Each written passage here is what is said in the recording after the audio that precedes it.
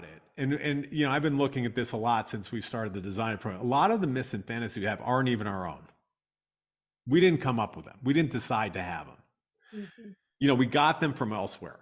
You know, either our family or in the culture. You know, and there's lots of studies about how, like, if you talk about particularly intimate relationships, but also parental relationships, child relationships, etc., how Hollywood has created myths about them. And you know, some of the common myths from Hollywood are, first off, in terms of romantic relationships, one of the myths is you are going to meet the one. Like, there's one person out there for you, and you're going to meet them. And by the way, you can add in you can add in, you know, any myths you have for yourself. But, like, you know, there's also a myth of love at first sight.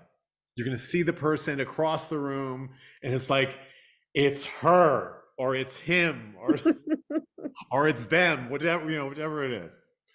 There's also one of the biggest myths is happily ever after, right? That was just in the chat there, Doug. Prince and Prince Charming, Princess and Prince Charming. There you go. Totally. You know, they never show the next day where you have to do the laundry and you're pissed off because they didn't fold your socks the right way, right? There's another one which is like, fighting means you have passion. You know, and the whole myth about the fighting is you fight and then you're in each other's arms, you know, and yeah. Another one is you can change someone. Ooh. Or heal someone. You know, the whole Beauty and the Beast fantasy, right? And then there are also, like, myths and fantasies about parents that get perpetuated around Hollywood.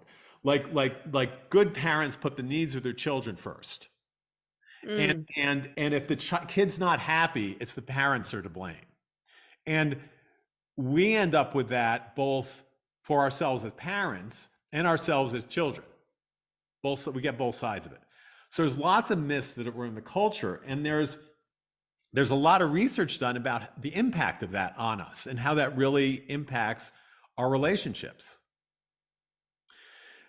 Another area, by the way, of myths, there's not only Hollywood, but and this is has been increasing over time, is also pornography and the impact on relationships. Because a whole world of fantasy in there, and there are studies done how people who look at porn even like once a week have lower satisfaction in their relationships, regardless of sexually or not, just relationships, period.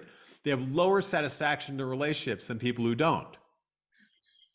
And so there's a whole world of fantasy and myth that gets created.